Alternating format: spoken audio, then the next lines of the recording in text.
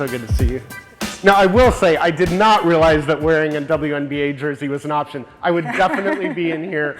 We share a love of technology, but also a love of women's basketball. Rema's hoping to get back in time for the Liberty game. I fully intend to be watching the Valkyries at 10 p.m. tonight. But anyway, before we get to watch any basketball, so obviously we've got some sort of a balloon here. What's going on? Yeah, first of all, thank you so much for having me. I'm a huge fan of your reporting, and it's such a treat to be here. I'm Rema, co-founder and CEO of Nearspace Labs. At Nearspace, we operate a fleet of robotic vehicles in the stratosphere, which is twice harder than airplanes, but much slower than satellites. And talk about, I mean, I think we all know planes and now even drones are used to fly Right. over and collect data and images. We've got Elon's launching a new satellite, then Jeff lances a satellite. There's lots of satellites out there. What does this bring that we don't have in the others? And I think maybe we have a video too. Yeah, I was just looking at people bringing the device up. Imagine like needing to bring a James Webb telescope to the stage. That would have been very hard. So what our technology does is, in a very miniature, cost-effective way, we're able to capture the best data set that is available globally on the planet today. The way we do it is by flying our robots in the stratosphere on balloons, helium balloons. They fly for a couple of hours, map thousands of square kilometers within a few hours with high-resolution sensors. We're able to do it timely, frequently, and provide recent and fresh data to our customers. And so, you know, again, there's other types of aerial imagery that are being used for different purposes. And I think we do have a video, so feel free to move along and show us some of it. But what are some of the industries that are using it today? Yeah, so the use of aerial imagery and earth imagery in a variety of industries is increasing due to AI.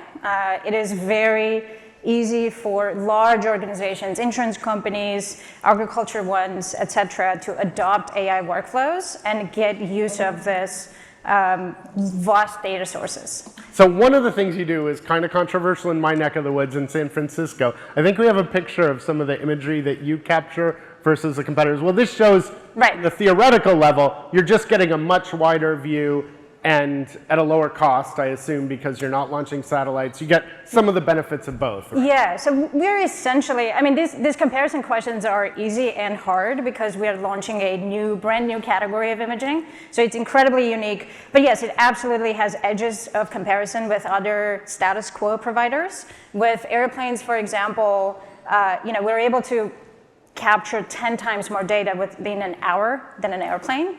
And one flight of that little robot over there captures what 800,000 drones would. And so this is the one. So in my neck of the woods, San Francisco, you can barely get homeowners insurance. So the newest thing they do is they use imagery like Rema's companies, and they say, that roof's new, that roof needs repaired, we'll insure the one on the left, we're not going to insure the one on the right. So you make it impossible for me to get home insurance. Is that what I'm really working hard for you to get home insurance. So all of these headlines that we've seen about people getting non-renewals were based on blurry and outdated imagery. I'm sure people are investing, in California specifically, we know that people are investing in hardening their homes and reducing the risk, which means that a smart insurer, what they would try to do is figure out what are those properties that they can actually insure, because insurance company as a corporation doesn't want to lose business. So if I'm understanding Rema, what she's saying is actually they're writing off San Francisco entirely without that imagery, which is true, and that it's this kind of imagery that lets them pick and choose. Exactly. Oh, we actually could insure that one. Absolutely. It's silly to say that all of California is uninsurable. I think we all can agree with that. What insurers need is recent information that reflects the risk. And that's what we do. We map the planet in a dynamic and continuous manner that allows insurance companies to understand the risk that exists today. And that's one use, is in the underwriting, basically deciding who qualifies for insurance. But I think on the next slide, we have a picture of, this is another time it gets used. And this is when people need data. So talk about some of how your technology is used in a disaster. Yeah, and thank you for that question. We're very proud to be supporting post-catastrophe work, both from insurance perspective and for emergency response. This is a high school in the suburbs of Dallas our technology is able to be over Dallas, Texas within a few hours, which means that if there's a hailstorm, a tornado, we're able to map these very vast areas and detect damage very quickly. What this does is, if you have a claim after a catastrophe, you'll be able to get a payout within a couple of hours versus weeks and months. And as climate change continues to upend how we live and how we build, being able to have financial resilience, get your insurance payouts very quickly is going to be very crucial. And insurance is one of the things that allowed you to have a business today, but Right. that's not the end goal. What other types of uses do you hope to see? Where do you hope to see that? I was going to say little guy, but medium-sized guy. Where do you hope to see it go next? We actually call it Swifty, not after Taylor Swift, after a high-altitude bird called Swift. Okay.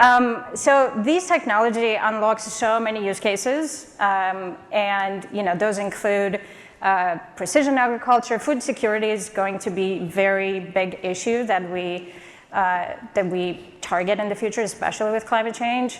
Live wildfire response is another one. We work with USDA to map fires in real time and be able to give the front of the fire to firefighters because today they go in blind. So essentially, we are both saving lives and also helping suppress fires very quickly. And the list goes on. And I understand, sometimes with new technologies, so often with new technologies, what you have is you go in with, oh, we can do this existing thing better. And then what you end up with is a new technology that can do things that weren't possible before. Are there any kind of wild or crazy ideas that you or others have had for how you could use the imagery? I can give you a very funny one. People want to take selfies from the stratosphere. Of course they do. Yeah.